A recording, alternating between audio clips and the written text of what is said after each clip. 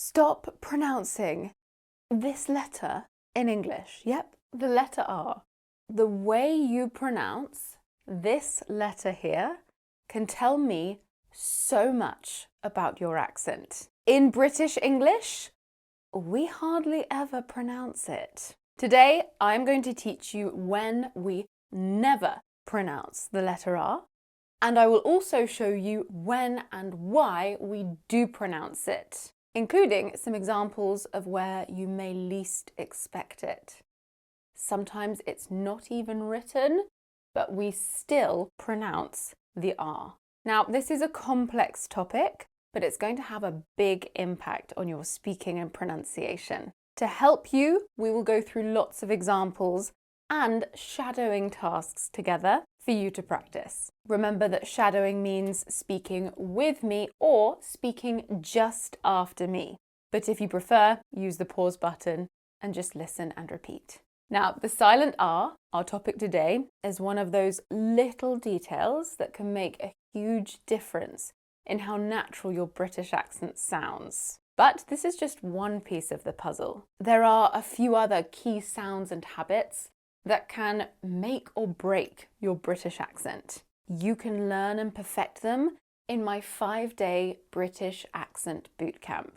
It's 5 days of focused, practical training on vowel sounds, the crisp T sound, British vocabulary. It's all focused on modern RP, which is my accent.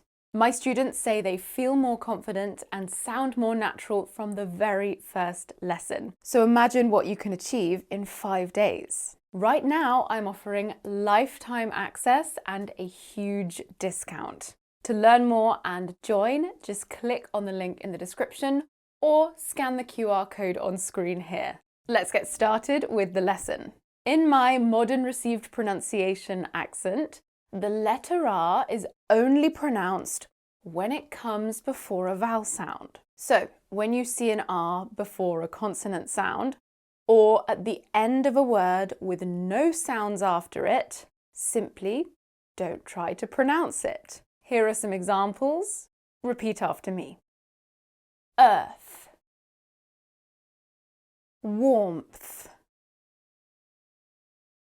garden. There is no sound in them. Earth, warmth, garden. In these words, the letter R is followed by a consonant sound, so it isn't pronounced, it's silent. In stressed syllables like this, we just pronounce the long vowel sounds as in earth, or as in warmth, and R as in garden. The letter R is completely silent.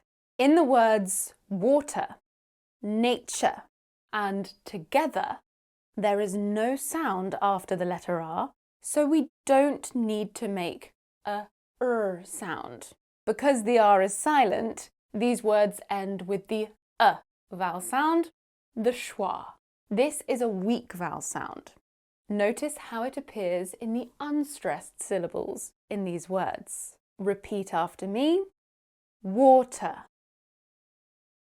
nature, together.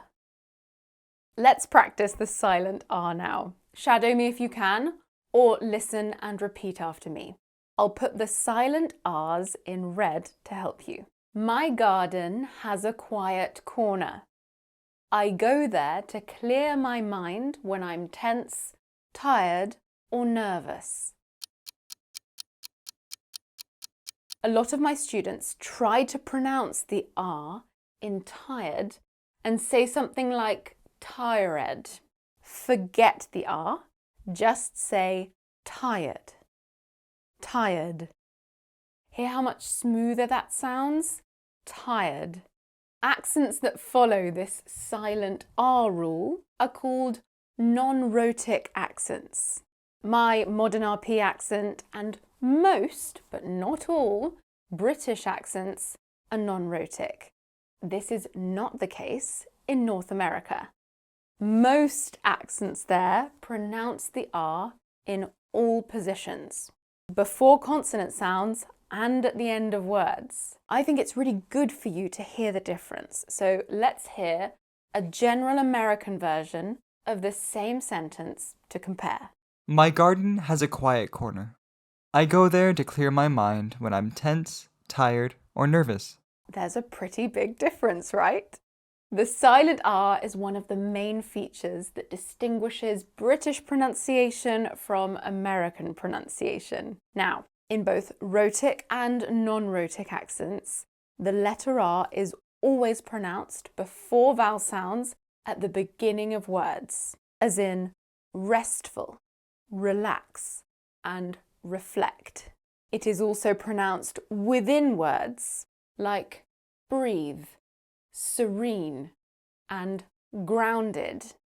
Let's practice now with a mixture of silent and pronounced R's. Shadow me if you can. The silent R's are red and in bold. The pronounced R's are in green. Ready? I feel much more serene and relaxed when I take deep breaths. The rich smell of the earth and sound of running water help me to stay grounded. Now, I know I said we always pronounce the letter R before vowel sounds, but this is a very dangerous thing to say because in English, there are always exceptions. One very common exception is this word here.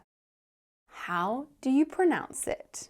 If we follow the rules, they state that it should be pronounced iron because the letter R is followed by the vowel sound But the letter R is never pronounced in this word. It's an exception. It always catches my students out. It should be pronounced iron, iron. Some examples are, I love Iron Maiden, or I'm competing in an Ironman next month. Not Iron Maiden, not Iron Man. Iron. Remember, I'm modelling my accent here. In a North American accent, these words could sound more like this. I love Iron Maiden.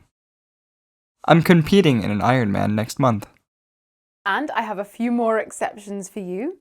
In English, we often drop syllables in the middle of words, and when we do, the letter R can sometimes disappear, even when technically it should be pronounced. For example, the first R in this word, February, often disappears and we tend to say February. I favour February. It's how I was taught to say it. The first R in this word, library, library, often disappears too, and we say library. Again, I favour the dropped version, library. So, to recap, never pronounce the letter R when it comes before a consonant sound or at the end of a word. Only pronounce the letter R when it's followed by a vowel sound. This rule is true in connected speech too. Notice how my pronunciation changes when R comes at the end of a word, at the end of a word then followed by a consonant sound, and at the end of a word followed by a vowel sound. Clear, clear mind, clear air, better, better sleep, better atmosphere, here, here now, here and now, your peace, your inner peace. This is called a linking R. Adding a linking R sound before vowel sounds isn't obligatory, but it can help us to glide between the vowel sounds more easily.